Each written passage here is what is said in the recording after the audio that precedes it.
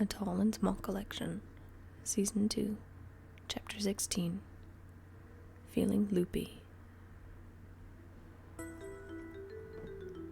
Dorian was at practice. Ray was with Maisie and Ashlyn. Their new home was organized, for the most part, and just needed a few touches here and there to make it a real home. Everyone was accounted for and everything was in its place. Almost a month later, after moving into this new place, and things felt settled. It was the strangest sensation, and one Soren hadn't felt in a long time. He was free for the afternoon, for the first time in forever. Did he want to sleep, relax, put together packs, and prep for the week? Honestly, Soren wanted nothing more than to go on a quick borrowing mission. They had everything they needed, but it didn't stop Soren from wanting to get out of there and keep his skills sharp. His mind was made up. Soren retrieved his pack, hook, line, hip lamp, and a few other odds and ends before heading toward the door leading to the rafters and passages. Soren had almost forgotten how quiet he could be on his own, cloth shoes barely making a sound beneath him as he leapt from nail to nail in the ceiling joists.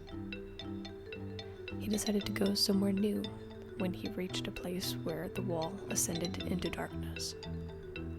Thankfully, there was already a line, so he didn't need to use any grappling gear.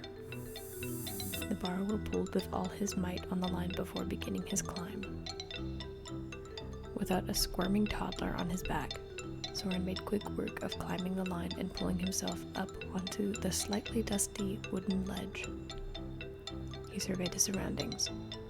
There were some buttons, a wooden spool of thread, and a stack of batteries perfect for hip or back lamps. There was laving further down the hallway on his right, so Soren decided to go left, toward the opposite end of the apartment complex from where Ashlyn's apartment was. Much like other hallways, there were Christmas lights or lines to direct the path forward. He made a few lefts and crossed a precarious beam until he made it to the other side.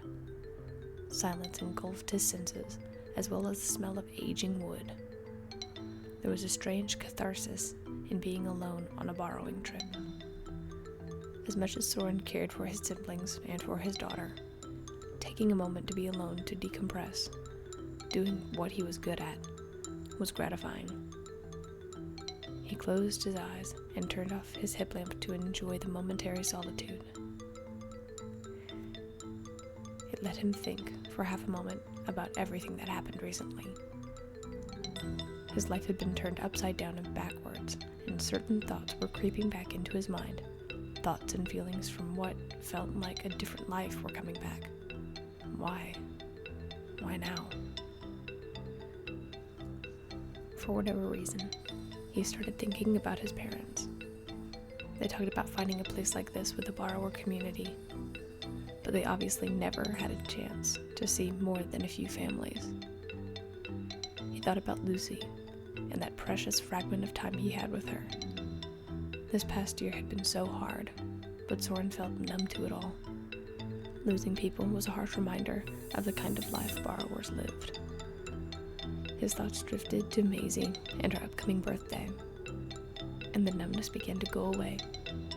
Seeing the life in her eyes was worth any and every risk in the world. Soren couldn't imagine life without her, or Dorian, or Ray. His thoughts soon took him to Ashlyn, and the emotions turned his insides every which way. What was that feeling when he saw her for the first time in so long? Why did it feel conflicted? He was overjoyed to see her. He missed her more than he expected. Even now, seeing how Ashlyn interacted with Maisie made the numbness vanish completely. But why?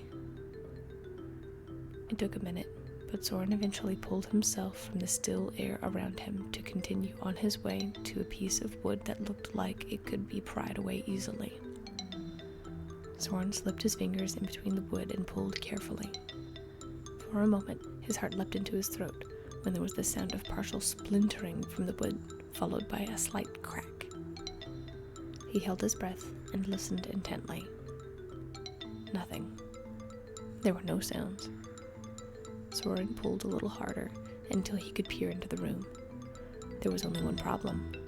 The room was completely and utterly dark. He let his eyes adjust.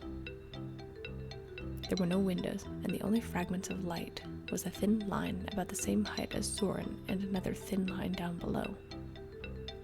Pantry. It was a pantry. It wasn't very big, but Soren recognized the overall shape and some of the cleaning devices that Ashlyn used on the ground floor and all of the canned goods on the shelves. The shelves were made of wire, leaving plenty of room for a borrower's legs to accidentally slip through. Soren initially didn't think he needed anything from this room until he saw some spare twist ties and chip clamps in the small glass container several shelves down. Could he make it all the way down 3 shelves with the threat of the door suddenly opening, looming over him? Absolutely. Soren slipped down onto the wire shelf, securing his footing, before kneeling and securing a line in the corner against the wall. Line attached, he inched forward until he was right at the edge of the wire. He listened hard for several seconds and heard no one in the apartment. Maximum stealth engaged. Soren turned and lowered himself on his secured line down to the correct shelf before balancing on the edge of the wire next to the glass container.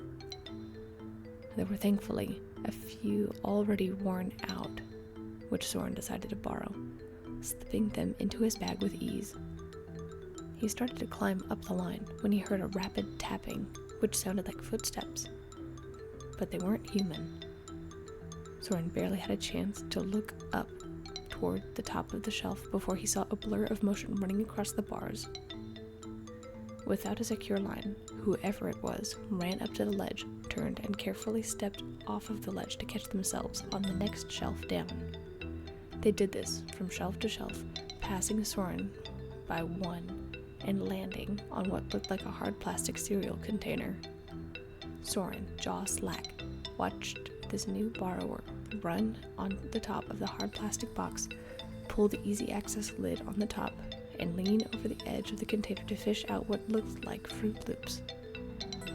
After retrieving 3 or 4 pieces, the borrower snapped the lid back into place and ran back to the ledge. In a breathless moment, they jumped and caught themselves on the bottom rung before spinning around like some kind of movie acrobat and lifting themselves up so both legs were straddling the metal bars. It was only now that this person, who Soren could now see was a woman, spotted Soren and smiled up at him. Soren, embarrassed he was staring, turned away and began climbing up the line quietly. His stealth was immediately countered by the sound of rapid clattering shoes against the bars. Did he dare look? Yes. He glanced over his left shoulder to see this woman launching herself from bar to bar, partially running up the wall to make it to the next beam, before repeating the process until she was at the same second shelf as him. From there, she bounded from narrow metal beam to narrow metal beam over until she was right next to him. Hey, how's it going? Haven't seen you before, she said, somewhat breathless, after sprinting up the shelves and running over to him. Soren, gripping his line, balanced on the second shelf so they could stand face to face. She was not quite half an inch shorter than he was, and had blonde hair that came just past her shoulders, but the tips of her hair were a dark forest green. Her bright, dark brown eyes were slightly skeptical and obviously good at reading people, but screamed friendliness at the same time. Her features were sharp, but her smile was warm. Soren had to take a second and shake himself back to the present before registering what she had just said. Sorry, it's going. Not to be rude, but shouldn't we get back into the walls? Asked Soren. The woman shrugged and readjusted the Fruit Loops on her forearms. I suppose we could. These humans are gone for the day, though, so I'm personally not in a huge rush. Are you one of those nervous types, or just being cautious since you're new here? She asked, now pausing to take a bite from one of the Fruit Loops on her arm. You're very direct, said Soren, still trying to wrap his head around the conversation which he was having with this woman. After he finished bristling, he elected to defend himself slightly. And I would consider myself reasonably cautious, which, by the way, you don't have a security line. Here. Soren, with an extra rope, fashioned a quick handhold and held it out to the stranger. She stepped back and waved it away. I'm fine. Anyway, lines just slow me down. Speaking of which, I have some other errands to run, so if you'll excuse me, she said. With that, she looked up and jumped up, grabbing the bars with her hands and snaking her legs up through the bars and pulling herself up. Just as she started hoisting herself up over the bar, however, the ankle she placed her weight on slipped out from its secure spot. The sugar from the cereal had slightly melted on her hands, making them slick. She was sliding off of the bar, fast. She started slipping and was airborne for a split second. Soren could see her eyes going wide, and there was no line to keep her from falling to the floor far below. Acting on pure instinct, Soren lunged forward and caught her, arms locking in place under her arms, as the edges of his feet were barely on the top of the shelf, a security line keeping them both from plummeting to the ground. Her arms were instantly around his neck, unfortunately getting Fruit Loop crumbs on the back of his head. When he was sure he had both of them, he let go of her with one arm while keeping his other arm firmly around her waist and lifted them back carefully to the safety of the ledge.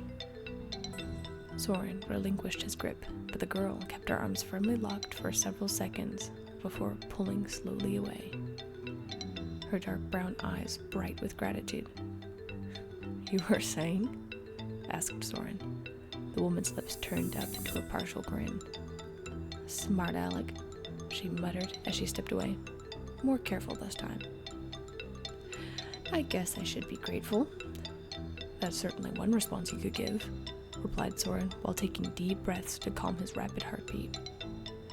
Yeah, sure thing. Thanks for saving me and all that. Now, do you mind if I use your leg to get up there? I don't want to slip with all of this sugar on my fingers again, she said. Soren, not wanting another jump scare, knelt and let her use his knee as a leg up.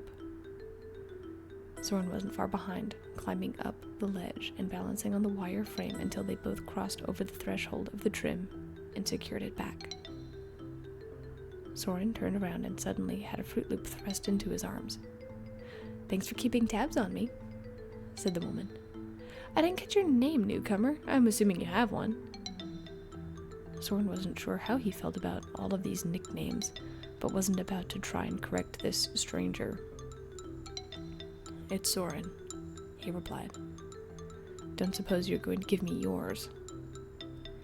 I'd say you've probably earned it, sighed the woman as she held out her hand for him to shake. Bayleaf Kettleburn, but you can call me Bay. Short, sweet, and to the point. Nice to meet you, Soren. It is just Soren, no last name. Well, it's one of those things people do around here. Make sure you come up with a good one. Soren hadn't thought about giving himself a last name. He knew Ashlyn had one, and the Rafters had one, but he thought that was because they've been here since the beginning. Did he need to make one up? At any rate, a piece of cereal hardly seems like a big enough thank you for keeping me from falling. How about you and I get something to eat after I finish running my errands? My treat?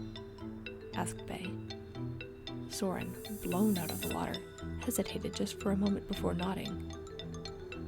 Great! See you in the main area by the elevator shaft in, say, an hour? Actually, if you want some help borrowing, I'd be happy to help. We're set up pretty well, and I don't have anything specific I'm looking for, said Soren. Bay grinned, a smile extending up into her dark brown eyes. Only if you think you can keep up, she teased. With that, she took off running without another word. Soren ran after, invigorated by Bay's energy. There was also something about her, something charismatic, that seemed familiar. Was it too familiar? Was it too soon? A twisted feeling returned in his insides. It was excitement, but it was also guilt. What was going on? This was just one borrower helping out another, right? All through the rest of the day, as Soren helped Bay, he couldn't help but enjoy himself. Borrowing was something he excelled at, and having someone who could match him in pace was even more invigorating. When they traded some of their borrowings for a meal, Soren found himself smiling genuinely at Bay's presence.